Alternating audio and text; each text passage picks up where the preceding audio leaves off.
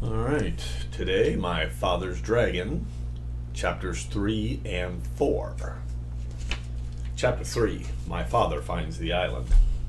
My father hid in the hold for 6 days and nights. Twice he was nearly caught when the ship stopped to take on cargo.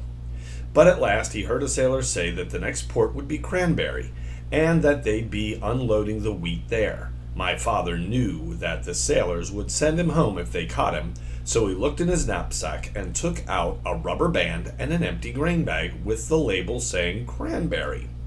At the last moment, my father got inside the bag, knapsack and all, folded the top of the bag inside, and put the rubber band around the top. He didn't look just exactly like the other bags, but it was the best he could do.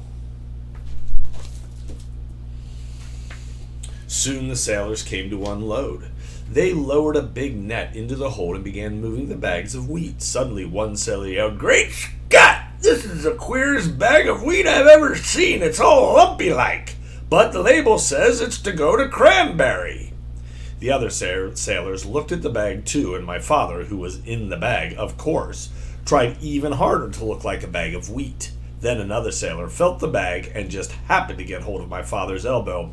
"I know what this is," he said. "This is a bag of dried corn on the cob." And he dumped my father into the big net along with the bags of wheat.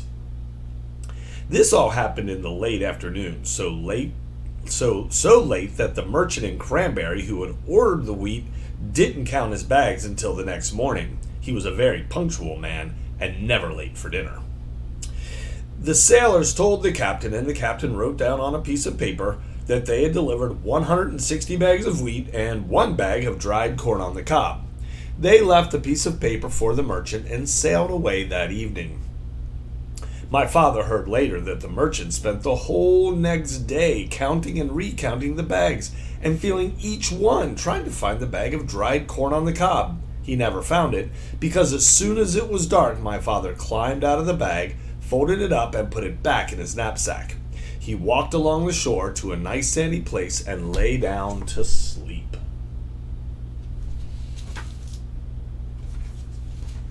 My father was very hungry when he woke up the next morning. Just as he was looking to see if he had anything left to eat, something hit him on the head. It was a tangerine. He had been sleeping right under a tree full of big fat tangerines.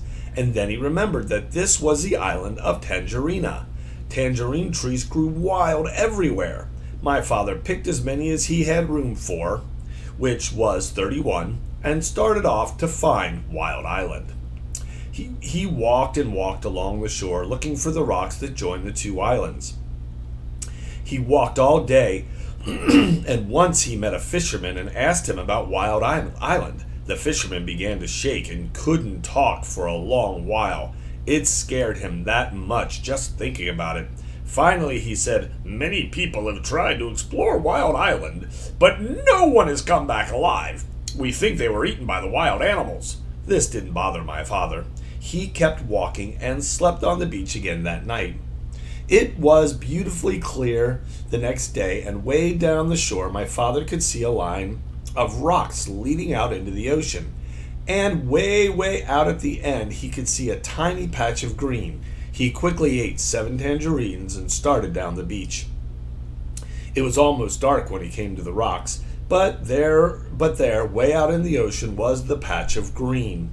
He sat down and rested a while, remembering that the cat had said, "If you can go out to the island at night, because then the wild animals won't see you coming along the rocks and you can hide when you get there." So my father picked 7 more tangerines, put on his black rubber boots, and waited for dark. It was a very black night, and my father could hardly see the rocks ahead of him. Sometimes they were quite high, and sometimes the waves almost covered them, and they were slippery and hard to walk on. Sometimes the rocks were far apart, and my father had to get a running start and leap from one to the next. After a while, he began to hear a rumbling noise. It grew louder and louder as he got nearer the island.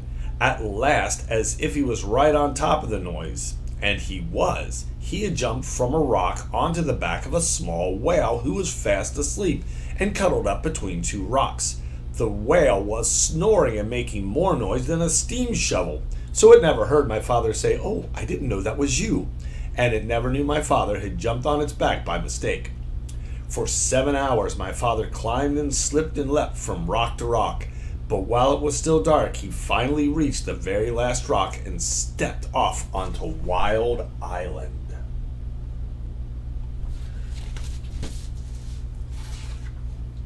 Chapter 4. My Father Finds the River.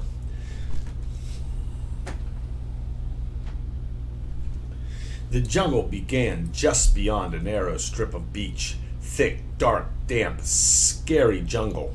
My father hardly knew where to go, so he crawled under a wahoo bush to think and ate 8 tangerines.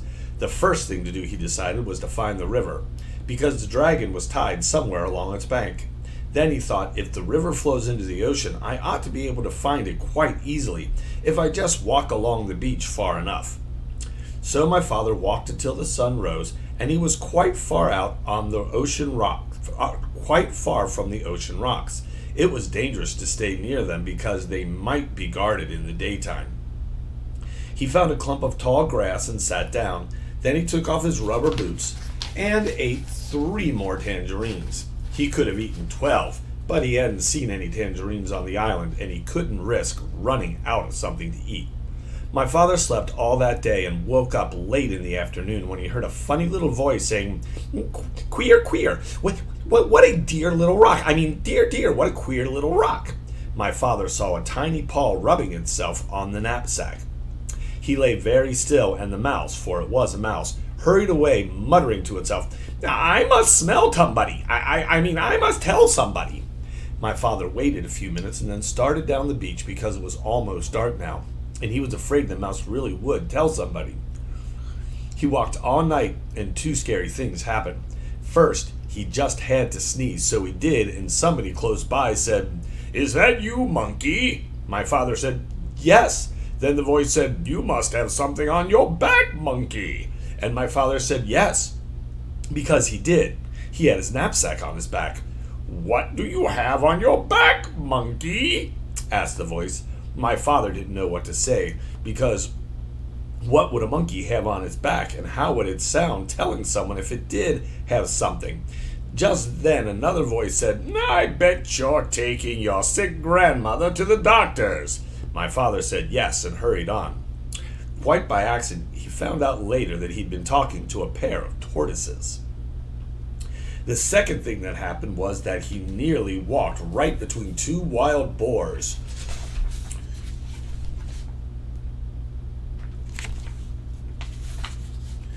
Who were talking in solemn whispers. When he first saw the dark shapes, he thought they were boulders. Just in time, he heard one of them say, "There are 3 signs of a recent invasion. First, fresh tangerine peels were found under the wahoo bush near the ocean rocks. Second, a mouse reported an extraordinary rock some distance from the ocean rocks, which upon further investigation simply wasn't there. However, more fresh tangerine peels were found in the same spot, which is the 3rd sign of invasion. Since tangerines don't grow on our island, someone must have brought them across the ocean rocks from the other island, which may or may not have something to do with the appearance and or disappearance of the extraordinary rock reported by the mouse." After a long silence, another boar said, I think we're taking all this too seriously. Those peels probably floated over here all by themselves, and you know how unreliable mice are. Besides, if there had been an invasion, I would have seen it." "Perhaps you're right," said the boar. "Shall we retire?" Whereupon they both trundled back into the jungle. Well, that taught my father a lesson, and after that he saved all his tangerine peels. He walked all night towards the morning, came to the river. Then his troubles really began. All right, that was chapters 3 and 4 of My Father's Dragon.